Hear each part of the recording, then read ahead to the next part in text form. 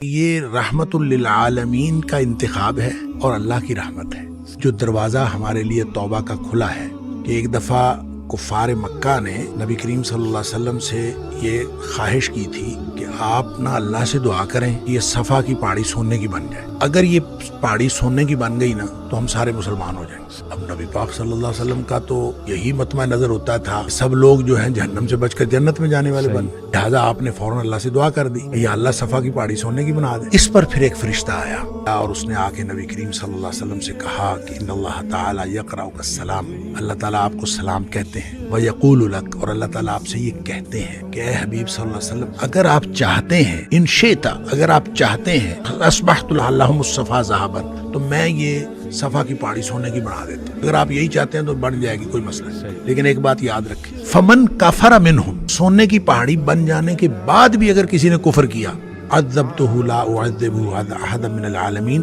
تو اس کو میں وہ عذاب کروں گا جو میں نے جہنم میں کبھی عذاب نہیں کیا. یعنی معجزہ مانگ کر لینے کے بعد پھر بھی اگر کوئی شخص ایمان نہ لائے تو پھر اس کے اوپر تو شدید ترین عذاب آتا ہے. ایک بات، دوسرا آپشن دیا اللہ تعالیٰ نے، اور اللہ تعالیٰ دوسرا آپشن یہ دیتا ہے وَإِن شِئْتَ، اے حبیب صلی اللہ علیہ وسلم اگر آپ چاہیں تو پھر یہ سونے کی پہاڑی نہ لیں. فَتَحْتُ لَهُمْ بَابَ التَّوْبَةِ وَالرَّحْمَةِ، میں ان کے لیے واپسی اور رحمت کا دروازہ کھلا رکھتا ہوں. نبی کریم صلی اللہ علیہ وسلم فرماتے ہیں قُلْتُ بَلَا باب التوبۃ والرحمہ، اللہ میری امت کے لیے واپسی اور رحمت کا دروازہ کھلا رکھا.